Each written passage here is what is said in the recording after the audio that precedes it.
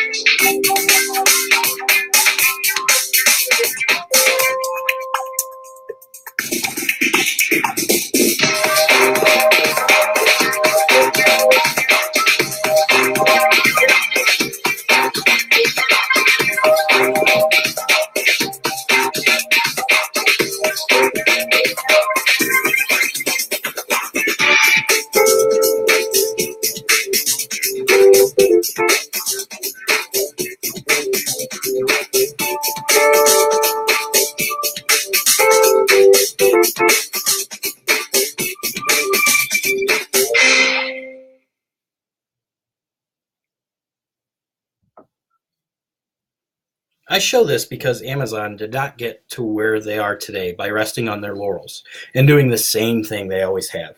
They capitalized on technology and innovated to blaze their own path. Not everything they have done has been successful, but they reflect and adjust. There was that short-lived cell phone that they came out with, trying to mimic Apple with having their ecosystem where you're getting everything through them. It's worked with tablets, with the Amazon Fire tablet series, but it didn't work so well with their cell phone. But what do? They move on. Never let the fear of change keep you from trying something new. We wouldn't want our students to be afraid, so why let them think it's okay by doing it ourselves? Amazon is a company today because of efficiency.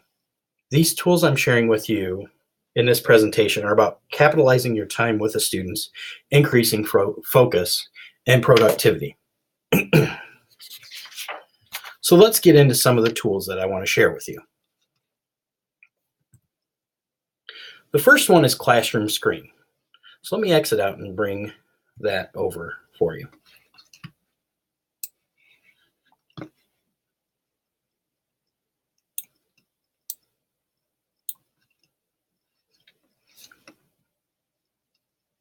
Okay, Classroom Screen. Here's what I love about it. If you have a projector or a TV system, something in your room in front of the students to just be there when they walk in, there's tons of tools right at your fingertips to use, and there's no login required, so you don't have to worry about remembering a password. First of all, you can change the language.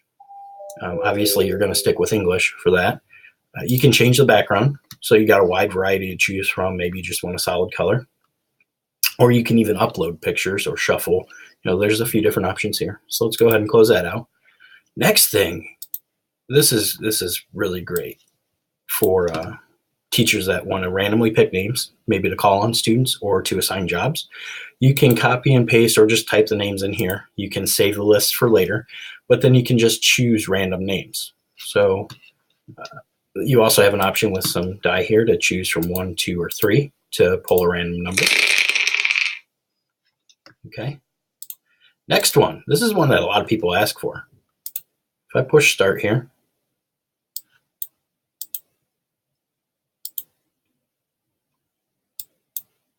this is a microphone for the classroom. And since I'm talking directly into the microphone, you're not really getting a sense here. So let me just pause for a second.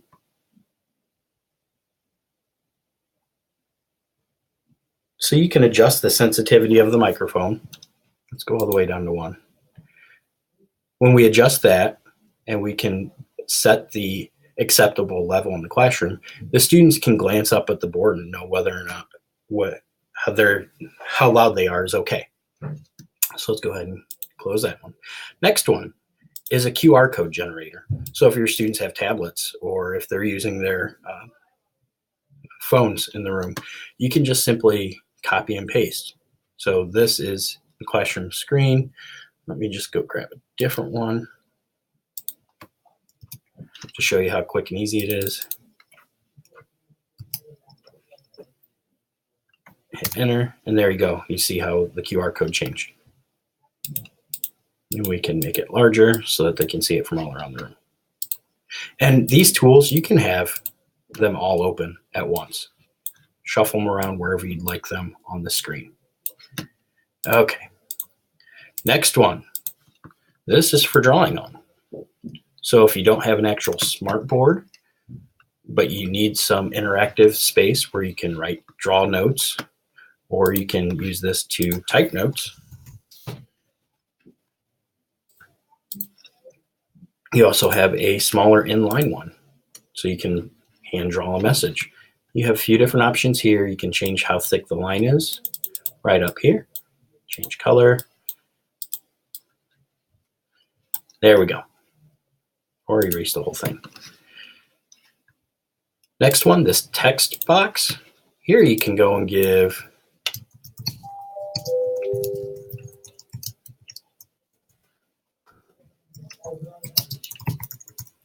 some directions for your class as they walk in.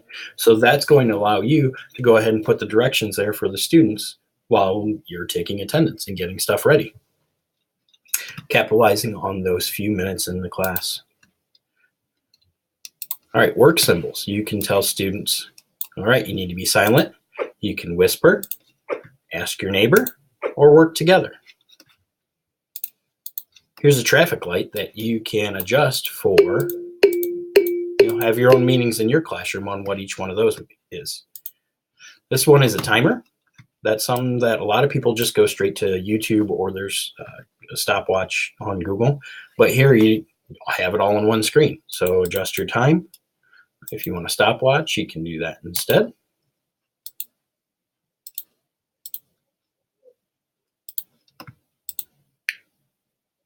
Okay. And then this one is a clock. You can also have the calendar on there. So that can just be there for the students to see. There's a button here, down here in the corner, make it go full screen. And there's also this one for an exit poll for your students. By clicking on this one, maybe you have it up on the board, or even you just have it on like an iPad as they're walking out the door for the day. They can quickly just tap what they thought from today's lesson. And we know they're all going to be happy with it. Now let's show the results. And there you go. So you can have a quick glance at a little bit of formative assessment maybe, or just an idea of how your lesson went today so you can reflect and move on. Okay, that's all for Classroom Screen. So let's go ahead and move on to the next one.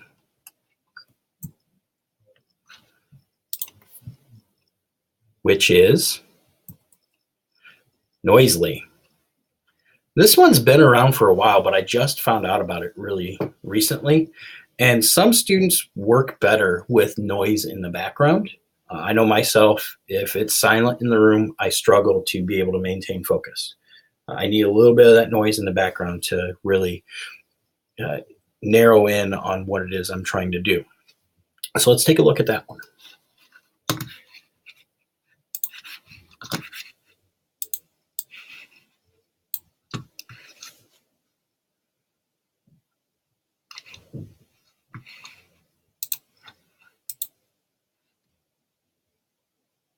Okay, sorry, it's kind of jumping around between the screens here.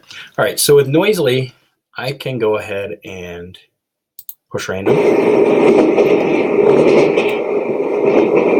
hopefully you can hear that in the microphone there. But I can adjust the sound levels. You see that's the train tracks. It looks like there's a fan going as well. You can create an account if you want to save specific sounds, but you don't have to.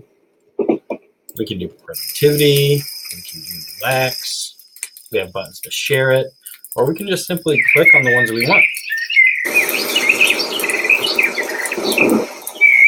Okay, you get the point with that.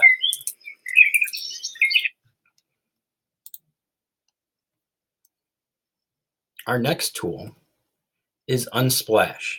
This isn't necessarily going to be one that's going to save you time, but it is a great option for going and getting resources for your classroom. If you're making presentations, slideshows on whatever program it is you're doing, you should really practice what we preach and get Creative Commons licensed photos. Now, Unsplash, this website is full of tons of professional photographers that are gifting their images for anyone to use. They ask that you give a citation, you put their name on there, which is really easy to do, but you don't have to. So not only should you be using this for your presentations, but teaching kids about using Creative Commons and just talking about copyrights and copyright infringement. So many of us just go right to the image search on Google and grab whatever we want off of there. And a lot of times those aren't necessarily high resolution, so they get kind of choppy on the screen. So let's take a look at Unsplash.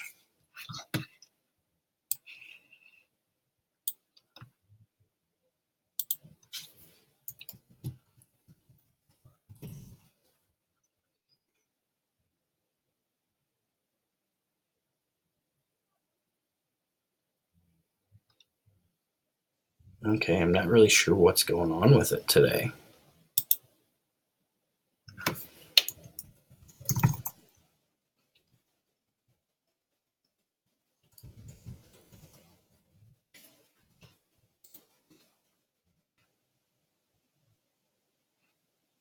This isn't a very good demonstration of it, is it?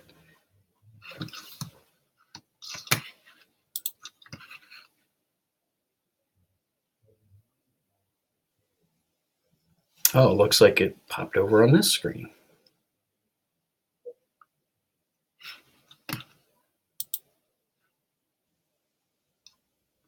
All right, not really sure what was going on there, but we'll move forward. Okay, so Unsplash is just unsplash.com. Next tool we're going to be looking at here is going to be Wheel Decide. You already saw it over there, I believe. I'll go back and look over this video to see if that's what happened. Looked like my screen popped over to my secondary screen over here on the side. So let's bring that over here. Wheel Decide. All right, the cool thing about Wheel Decide is it's got that feel of classic Wheel of Fortune. So here's a whole bunch of foods that are put on there. So if you're trying to pick what's for dinner. But if we click this modify wheel, comes down here, we can put student names in. We could put topic choices for a research project in class. Maybe we want to randomly pick who's going to be taking out the trash for the day. Let your mind think with a wide variety. Anytime you're making a decision, if you use Wheel Decide and you put it up there in front of the students on the screen, it's going to grab their attention. It's got the bright colors. It's got the movement. So it's just a way to capture that attention, if even for a little bit, while also accomplishing the tasks that you're looking to do. It does have an embed feature as well. So a lot of learning management systems, you'll be able to take that HTML embed code and put it directly in. So you don't necessarily have to come back to this. A whole bunch of different options in there. Okay, the next tool is Go Soapbox. There are so many options out there for formative assessment, so it's kind of hard to really say use this one, use that one. They all have different features. You know, my go-tos are going to be Quizzes and Kahoot.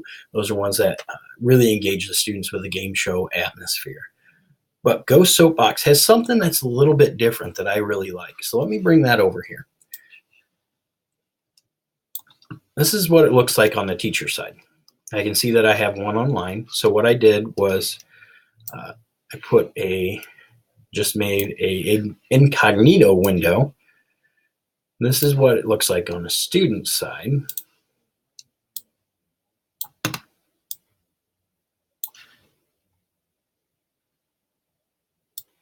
Okay, let's get them side by side here. All right, so here's the teacher side, here's the student side. And all I have going right now is this confusion barometer. This is what sets Go Soapbox apart. So at any time, if you have this set to be on the barometer, students in your classroom, this is the choice they see. I'm getting it or I'm confused. And here we see it pop up immediately on the teacher side that, hey, somebody's not getting that. And especially if you're seeing that you have 20 kids in here and 10 of them are confused, that's telling you to pull back the reins and go figure out what's going on. Maybe it was the way you worded something.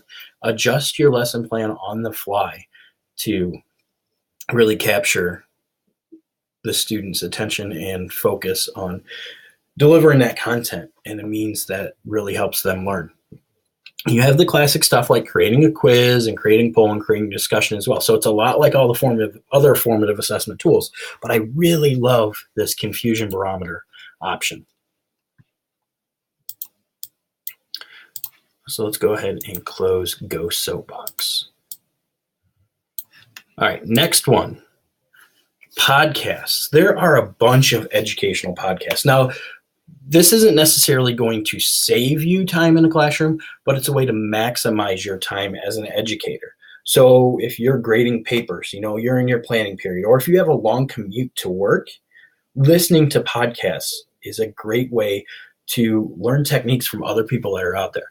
My current favorite is the Wired Educator podcast. It's by Kelly Croy. He's at Port Clinton City Schools as the Director of Innovation and Instruction. He gets authors from everywhere, not just authors, he gets teachers and everything too. But I've really found that listening to an episode of Wired Educator, you hear from like-minded people that are experts in their area, and it gets you recharged, ready to go, get back into action with your students. Kelly's episodes are typically about an hour in length, so it's good for your planning period. Heck, I've even found myself at the grocery store. I just put the headphones in, listen to them on my phone, and I really was able to take away from stuff. I found myself taking notes while I was, trying to grab lettuce to make a salad later on in the day. Next, Yell Key. Oh, sharing links with students that have devices can be difficult. So Yell Key, what it does, it's different than your typical URL shortener. If you use Bitly or Owly or one of those, it's case sensitive and kids can get frustrated. And when I've used it, I found myself repeating myself so many times. Yell Key allows you to just cut and paste the link directly into the bar. Let me pull it over here.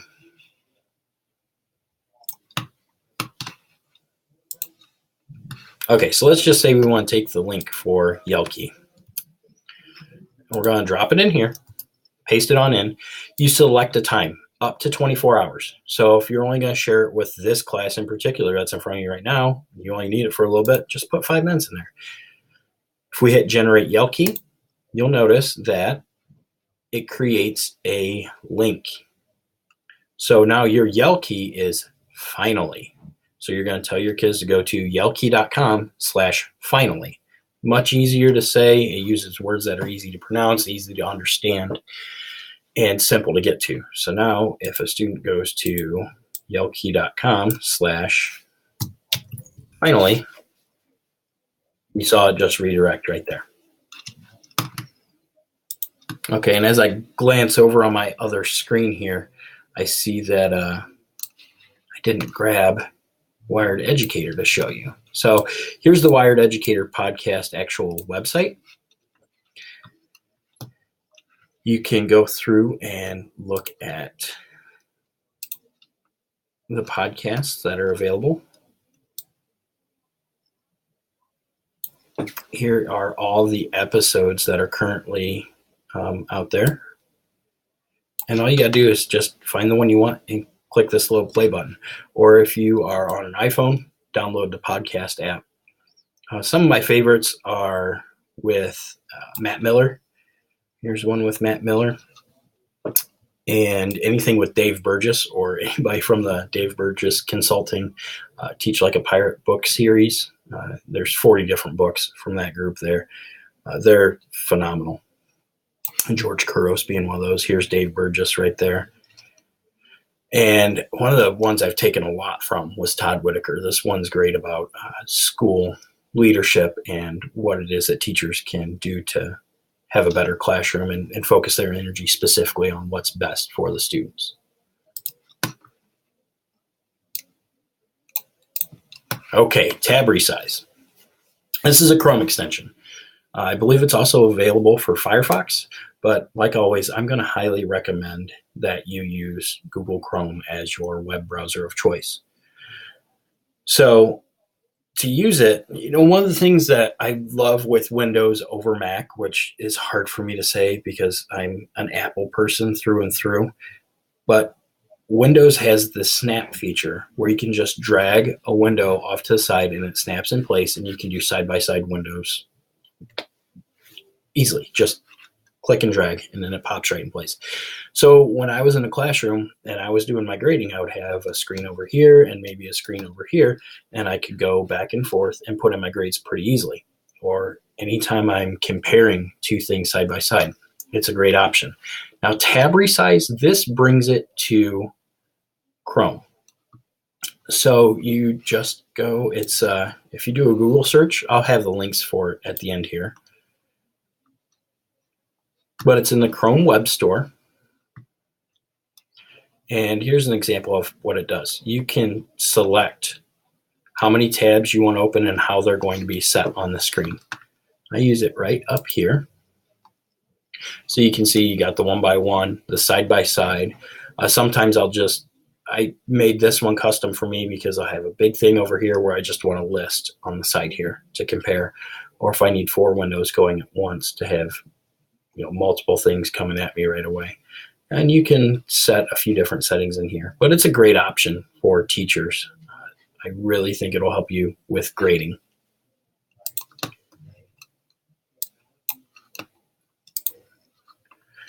Okay, and I believe this is the last resource for you during this little sit-down session. This one's called OneTab. I can't tell you how many times I'll stop in a classroom and I'll take a glance at a teacher's computer and they'll have 30 tabs across the top. When you're doing that, those tabs a lot of times are actively refreshing. They're taking bandwidth from your internet connection, and they're resource hogs. The more tabs you have open, the more memory is being used on your computer, and that's killing your battery, and it's just making everything else run slower. What OneTab does is takes all of your tabs that you have across the top and drops them into one. So what I did was I created a OneTab for my tabs for this presentation. Here is OneTab in the Chrome Web Store. So this is the logo you're looking for. And here we go. Here is the OneTab. So here's all the links. I had a tab for all of the different things going on here. And I just hit the OneTab button, which is right here. And it drops them all down into one. So you can share it with your students. I can't go back and do it now because I already have it up, but you have an option to hit share so they can use this QR code, or you can even use a Yell key to convert this link right here. So one great option is if you're starting a new chapter and you have a ton of digital resources out there on the web that you want to share with your students, go get them all, drop it into a OneTab, and then just share that OneTab on your Google Classroom or Moodle or whatever it is you're using with your students. So that's all the tools I wanted to share with you today. That's quite a bit to throw at you. If you have any questions, please touch base with me. Here are the links specifically. So here's the OneTab that I just showed you that has all the different resources that you can go directly to. Or here is this presentation itself with they're both bit.ly links. So be mindful that they are case sensitive. So that's all I have for you today. I hope you found something that you can use in your classroom. And if it saves you a minute, well, that's another minute each class period, another minute that you can focus on your students and make it a better classroom for them. So thank you very much. I look forward to hearing back from you. Bye.